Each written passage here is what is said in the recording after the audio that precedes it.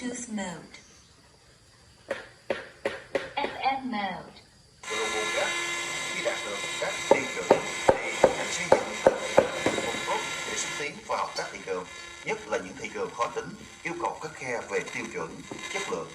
Các địa phương có những cái chương trình để tập huấn nâng cao cái trình độ, áp dụng được các cái tiến bộ hoặc kỹ thuật.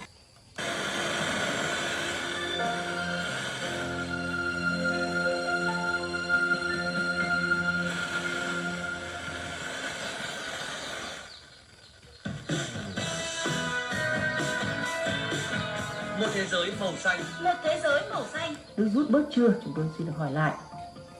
Anh Phạm Minh Sáng, nhân viên công ty tỉnh Gia Lai 2 cho biết, trên đường Phạm Văn Đồng tại vòng xoay Sapa Thăng Long có các liên hoàn vì camera an ninh dành cho toàn bộ khách hàng dùng internet.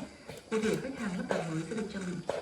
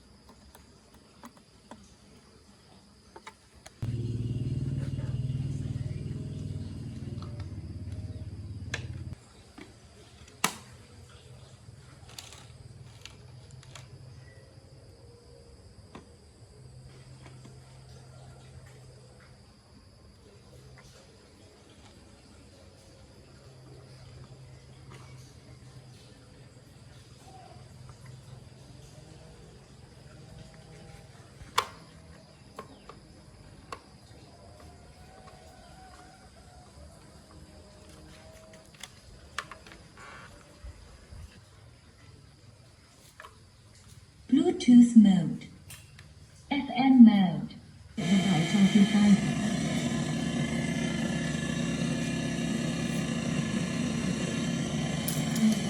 Sửa chữa nơi sơ tán, 1.000 bộ đồ dùng bếp và 3.000 bộ dụng cụ vệ sinh cá nhân, tiếp nhận vận chuyển tới các vùng bị lũ ảnh hưởng như Yên Bái và thành phố Lào Cai và chuyển hóa người dân.